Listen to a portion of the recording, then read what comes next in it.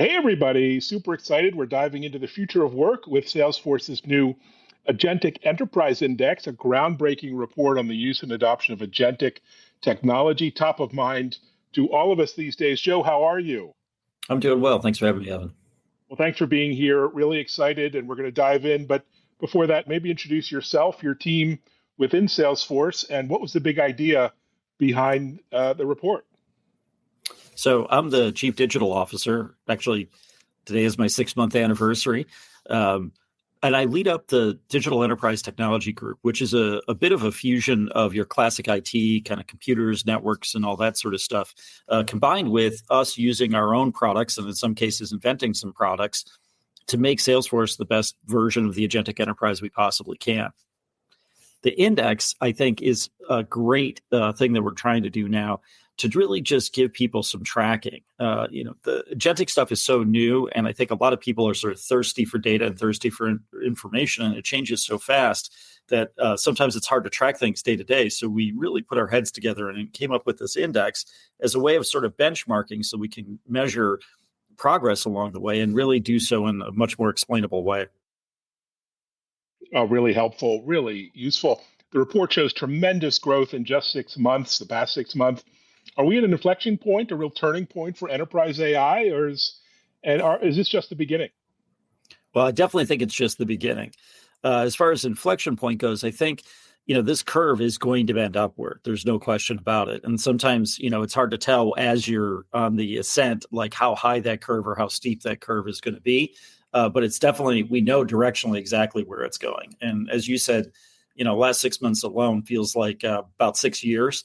So I think we've now determined that agentics are like a 10-to-1 kind of factor here. But it's really interesting to see. I definitely think that people are getting and settling in, and certainly we are internally settling in to really start to understand what's working very well. And now in our second or third generation of that. And at the same time, discovering new use cases and really, exploring, piloting things like that and trying to figure out where there's other opportunities where we could drive real business value. Amazing. And Salesforce calls enterprise agentic really a complete business transformation, not just, let's say, traditional automation we've seen for many years. So what does that look like inside, a typical company these days? Well, it's interesting to me. I like to think of it where, in all previous sort of technological disruptions or of any sort, I mean, go back to, the cotton gin and things like that, anything that was really a technological disruption, the people were pretty much the same, right? Like it's education gaps. Obviously, people needed to learn about the new technology, but people have the same capability set more or less that we have had for, hundreds and hundreds of years. This is a little bit different. When you start to bring agentics in and you now have agents that are working, they have a different skill set. They're really good at certain things. And then they're, shockingly not as good at other things that humans are great at. And so when you try to figure out how to make humans and agents work together, you kind of have to go back to first tenets and look at the jobs to be done. And that doesn't necessarily aggregate to, I'm just going to replace this or augment this position on the org chart with an agent. It's actually that the agents are doing a different type of work, and therefore the humans have to do a different type of complementary work as well. Amazing. And with Agent Force use surging, what kind of patterns are you seeing in companies that are using agents most effectively? Well, I definitely think that call it Gen 1. It's tough to refer to generations of multiple quarters, that take place in multiple quarters. But I think the first generation of this you saw really centered around customer service use cases. And so in our case, like help.salesforce.com. And I think that makes sense because if you think about it, most places were using a very regimented outsourced data model to handle a lot of these things. So there was already a lot of guardrails and metrics and documentation and things like that to train the humans that were doing that job. When you start to bring agents in, gives you this rubric that you can at least measure yourself against and say, is the agent doing a better job, worse job, et cetera, than the humans are? And so I think those were the first use cases. They're very, very successful. At this point in time, we've saved over $100 billion in costs on our help side of it. And, we've been able to redeploy the humans that were on that side of it to do other things or go deeper in areas that we've always wanted to go deeper, but we just couldn't afford to have a labor force that big to go ahead and do it. So I think that's kind of the first generation. The second generation, we're really now starting to scratch the surface of doing things that like previously were not really even thought of as being automatable. So you really start to get into, certain aspects of the sales job, as an example, where the agent can do a whole bunch of follow-up. It can do a whole bunch of lead development, things like that, where, in the past, that was exclusively the purview of humans. But we're seeing that there's real value there and, continuing to expand usage. And I think for ourselves, that's the part that I'm most excited about, because it's not just about cost reductions, really about, delivering a much better customer experience or buying experience for the Salesforce customers that are out there. Incredible.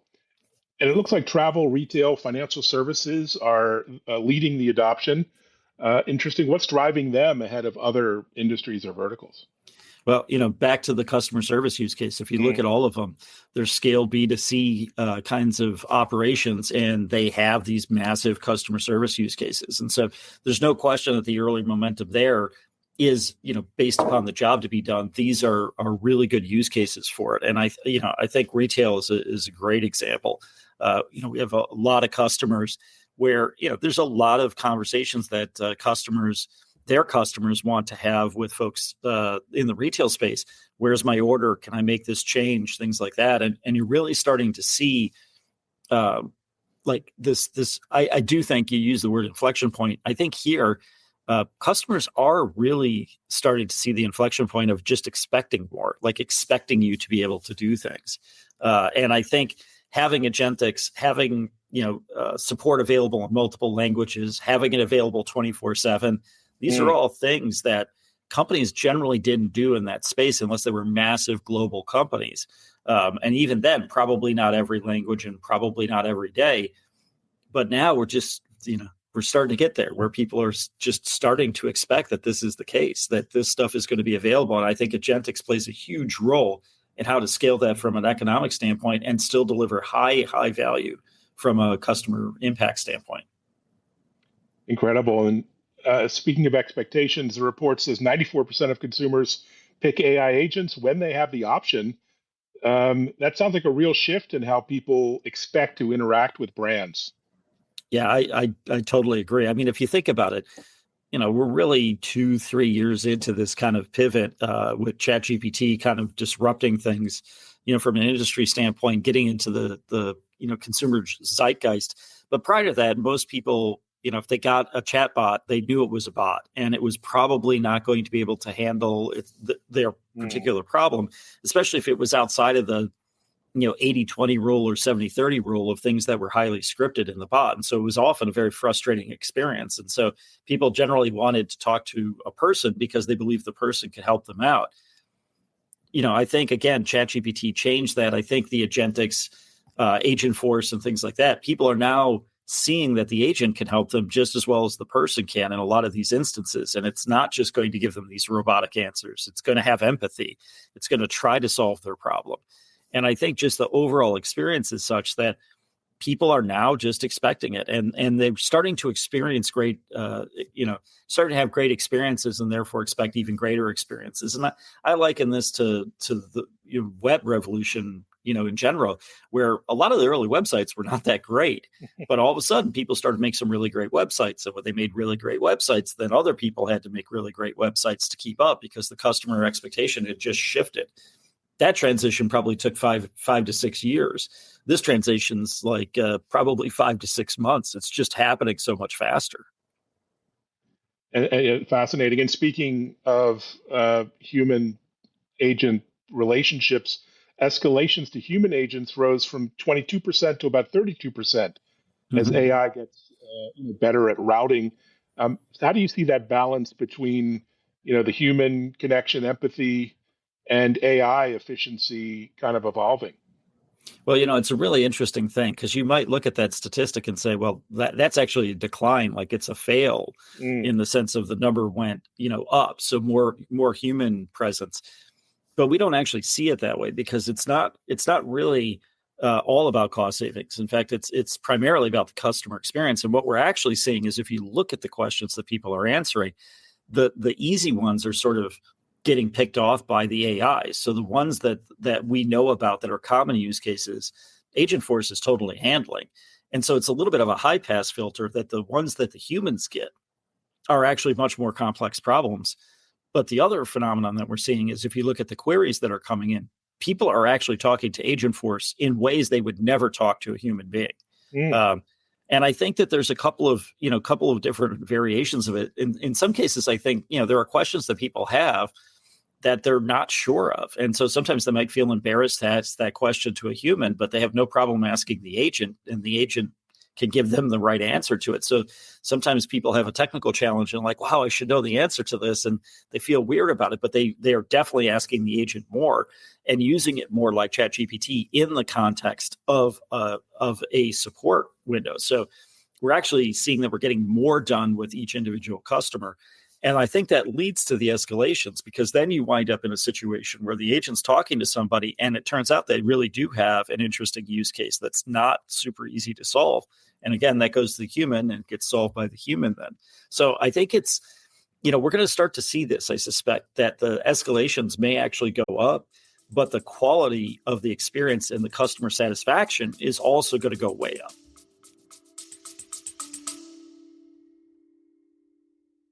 What happens when two leaders who've built global fintech companies sit down to talk about the biggest challenge in payments? In this episode of Crossing Borders, NEMA CTO and founder Yuval Giveon speaks with Eagle Rotem, former CEO of Shift4 Europe, about why reliability in payouts is still missing and what it will take to finally fix it. Listen to the full conversation and step into the world of two fintech entrepreneurs. Fantastic. So it's great to see beyond customer experience, employee experience evolving as well. I see employees are having 35% more back and forth conversations with AI agents.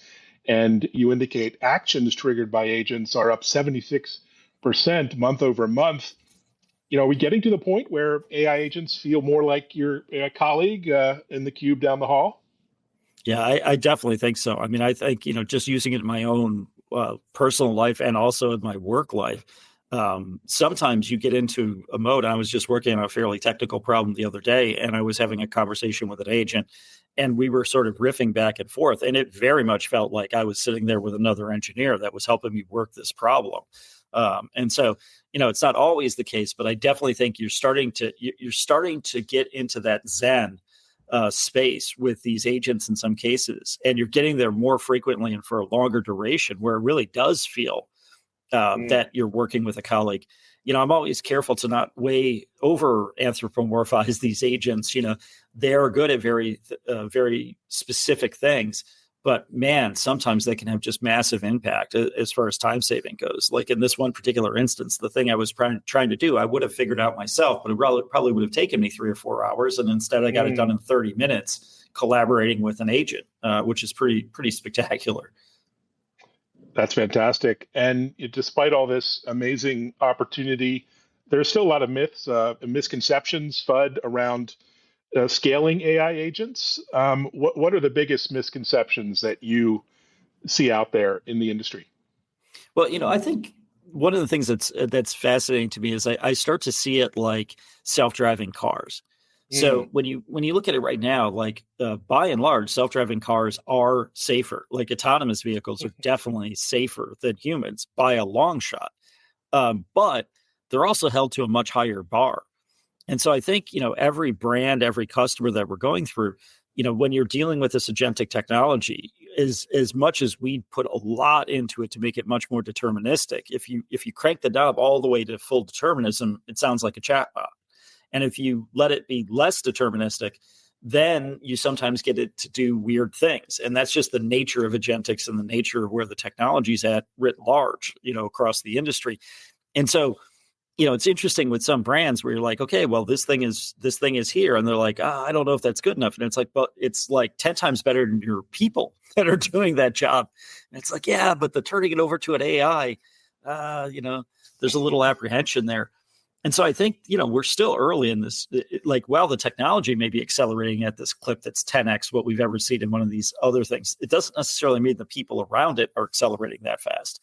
So I think every brand, every technologist is trying to find their way about what's the right level of this is good or great, and sort of defining that for themselves. And I think, each brand has its own sort of personality. It wants to read through, and people are trainable to that. So is the AI. But the question is what the parameters are acceptable there. And so I think for us, especially, I'll give you a case in point example. When we started the Help project, it was giving very accurate answers, but it also didn't really have a lot of empathy. We sort of forgot the soul part of the customer service rep or the help representative at the very beginning. And so people were feeling okay, well, this is good, but look, I have a problem right here. I have a Sev 1 down. I need to figure this out. And so us figuring out how to make that agent sound more like a human. Again, the empathy, I don't want to over anthropomorphize it, but the feeling of empathy that the agent can engender are things that we worked with. And now people really do feel okay, this agent has my back. It's going to try to solve my problem. And the feeling part of it, I think, is just one of those things that, the digital on off and feeling are not necessarily two things that go hand in hand. And so I think that's a big part of this, is just the evolution of companies, the evolution of what does great look like, and trying new things and figuring it out. So I expect you are going to see a bunch of FUD around it and a bunch of things like that. But when you find the use case and it rings through and you get it dialed in, then it. It's one of those things, when you see it, you're like, yep, that is impactful. That's actually moving my business forward. That's helping my customers. Oh, that's wonderful. I love the autonomous driving analogy. My first Waymo ride in San Francisco was terrifying. My 10th, it felt as smooth as butter. I think I took a nap in the back seat. So yeah, totally. it really is something you have to experience firsthand. Speaking of which, behind the scenes at Salesforce, how are you using insights from the index to improve Agentforce and maybe also help customers get better real results? Yeah, there's no question. I mean, data is absolutely the fuel that fires this agentic revolution, without question. Having qualitative data, observability, understanding what these agents are doing, using that as part of continuous improvement loops, that's the way you get to great. It's very much like a direct-to-consumer product where there's a lot of testing, a lot of experimentation, a lot of analysis that's being done to just continuously improve these things. And the good news is the rate at which they're continuously improving is also accelerating. We're getting better at figuring out how to tune them and better at figuring out how to deploy them. But it is so data-driven, exceptionally data-driven and disciplined sort of exercise. It's just absolutely really important. And obviously, you see the data then rolled up into the index. Obviously, we have more data than just what's in the index, but you see the index as sort of a manifestation of that kind of obsession about instrumentation, that obsession about observability. Because otherwise, it's just really difficult to figure out what these agents are doing unless you're that relentless about it. And it's a big part of what we built into Agentforce. Fantastic. So a lot of experts from places like Harvard and Stanford are saying businesses will need to redesign and rethink and reskill for this wave that's approaching. What do you think about how leaders need to prevent a divide between the AI haves and the have-nots? Sort of new digital divide? Yeah, I mean, look, I think it's real. I suspect you, and I certainly know for myself, we're of an age where we remember where not everybody knew how to use a computer or not everybody knew how to use a smartphone. I remember teaching my parents how to text as an example, which is now their preferred mechanism of communication with me because they actually understand that it works really well and I can get back to them more readily. And that divide has always existed, right? There's always a leading edge and a trailing edge of these things. But I do think that in the fullness of time, that it is more of a reskilling thing than it is this massive displacement. People are going to figure out how to use these agents. People know how to Google things. I remember talking to my wife once, and she asked me something, and this is a while back, and she's like, well, you should Google it because you're better at Google than I am. And it's like, how could you be better at Google? It's Google, and I think it's going to be the same thing with these AIs. Yeah, people will have more aptitude. Some people will actually develop the agents, but as far as like being able to use them, I think it's really important that companies, invest the time to do the enablement and the training for their employees. But I also think that's, one of the things at Salesforce that we excel at, and one of the reasons that we're so focused on these enterprise use cases, because I also think a big part of that enablement is companies having the tools and having something like Salesforce probably already in house. And, the vast majority of these companies, us bringing the enablement with us when we bring Agentforce, we can not just give them the technology, we can also give them the best practices. And that customer zero use case, that is really like the absolute catalyzing part of my job, is to make sure that like we're not just figuring these things out, but we're figuring them out in a way that's explainable so that we can go out and evangelize to our customers, hey, this is what worked for us. You may want to try it for you. Oh, well said. Indeed, some companies are seeing, customer experience metrics and net promoter scores up by 200% with AI agents. It's really phenomenal, but yet we all experience those places where, CX is falling short in our everyday lives. Where are they falling short and why? How can we help them? Yeah, I think a lot of it is, first and foremost for me is accessibility. Like I just in my personal life bought a piece of furniture, and then I had to deal with the company, and it was sort of like like Fred Flintstone slide down the back of the dinosaur at 6:00 on a Friday, and I was like, wait, what do I do? Like I can't talk to anybody until Monday. And I think, a lot of it is that companies have practical financial constraints, and, people are not inexpensive, and having off-hour support, especially multilingual support, is a very expensive proposition. So I think part of it is using something like Agentforce, we can really just extend that window to the point where, like, if you were closed, the bar of what the agent has to be able to do is a good place to start because you were closed. So your customers had nothing to do.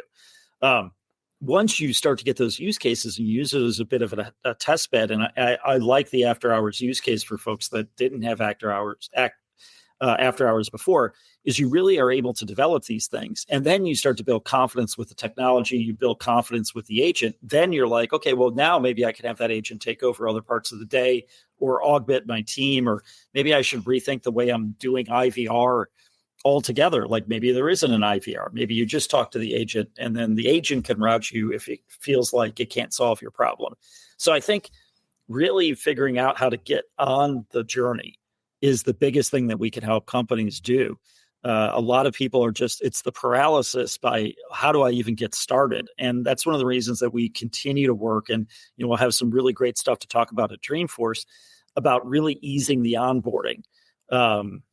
Where people can really just get started with it and start using the technology and understanding it. And then, like I said, build confidence and then, transform. It's sort of those are the stages that I see people go through repeatedly. And I've seen us go through internally. Amazing. Speaking of Dreamforce, you have your hands full over the next few weeks. What else are you excited about over the upcoming weeks and months? Well, I'm really excited about these sales use cases, honestly. Not just because obviously, it's kind of in the title of the company. It's an important thing to us, but also just the nature of the technology and the nature of what these agents are starting to do. You're really starting to take a glimpse of what the future is. It's one of those things that sometimes, you see a technology and you're like, oh yeah, that's where it's going. That's definitely going to happen. And I think we're really starting to see that now on the sales side, where you're like, wow, this is going to be impactful. And I think the thing about AI is it's been so rapid. Like this agentic revolution has happened so quickly. I actually think that some people are like, it's overhyped. I actually think the hype is proportional. It just may have been a little bit too much of a leading wave of it.